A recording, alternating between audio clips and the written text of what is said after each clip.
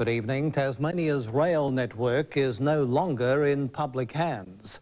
Tasrail has been sold for $22 million to an American-backed consortium who've promised to revitalise the network.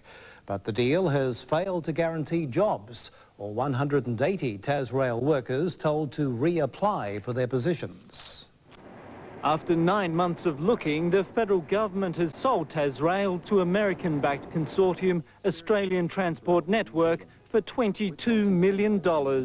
They've bought this for purposes of investing money, growing the business. That's been made very, very clear today. And everywhere they've been in the world to date, they've grown businesses and increased employment. On top of the sale price, the company will spend a further $20 million on upgrading infrastructure, while the federal government has promised $17 million for an environmental clean-up of rail yards. But the only future for rail operation in this state is under a private operator, somebody with strength, somebody who knows what they're doing, and someone that's prepared to invest in the state.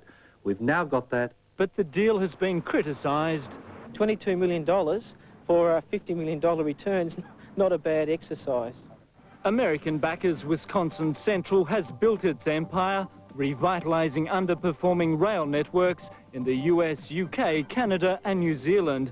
It's planning to offer low freight rates in Tasmania to win back business from the road transport industry. We're in the freight business, and it's a volume business. We have to drive the volumes up. That means serving the market. It's just the sort of owner that I think Tasrail does need. Of the workforce, Tasrail's single apprentice is the only employee guaranteed a job. The other 180 staff have been told to reapply, with the possibility jobs will be shed. I can't speak exactly to that number because I don't know what they are, what the numbers are. It's not the preferred option, but as I've said, it's a far better option than closing it down altogether. The federal government has sold Australian National in 3 parts for $95 million, but locally there's anger. South Australia got a better deal. It's quite clear that the deal that was struck for South Australia protected the employees, and consequently the sale price was slightly lower. No such conditions were attached to this sale. Nicholas Boot, WIN News.